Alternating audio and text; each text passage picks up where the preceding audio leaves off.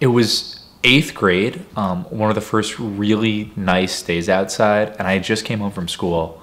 I was ready to relax. My biggest problem in life was probably like passing earth science, and my phone rang, and it was my neighbor Nick. Justin, you have to get to my house right now. There's a bear in my backyard.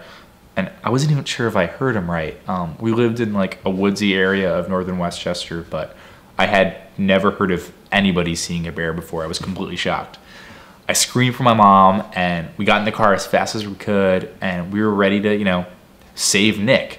On the way there, we were like planning how we're gonna get from the driveway, past the bear, go inside Nick's garage, and somehow not get eaten throughout the entire process. Finally, we get to his house. We like barrel down the driveway. It's all part of the plan, but we don't see any bear.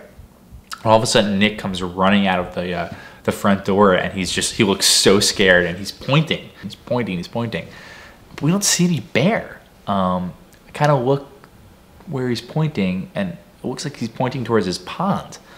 I squint, and like sure enough, I can see something bobbing up and down in the water, but it's not a bear. It's what looks like two turtles mating. We all had a good laugh. My mom and I were probably just happy not to get eaten by a bear that day. But 5 minutes later, a police car comes rolling down Nick's driveway, and unbeknownst to us, in like a scared frenzy, he had called the police. The police get out. They're like cautiously investigating. I remember my mom talking to them and explaining that, Nick thought he saw something, and it was all a big misunderstanding. There was no bear. It was totally fine. But two days later, I'm reading the police blotter, and I see Flintlock Ridge Road man sees bear in backyard.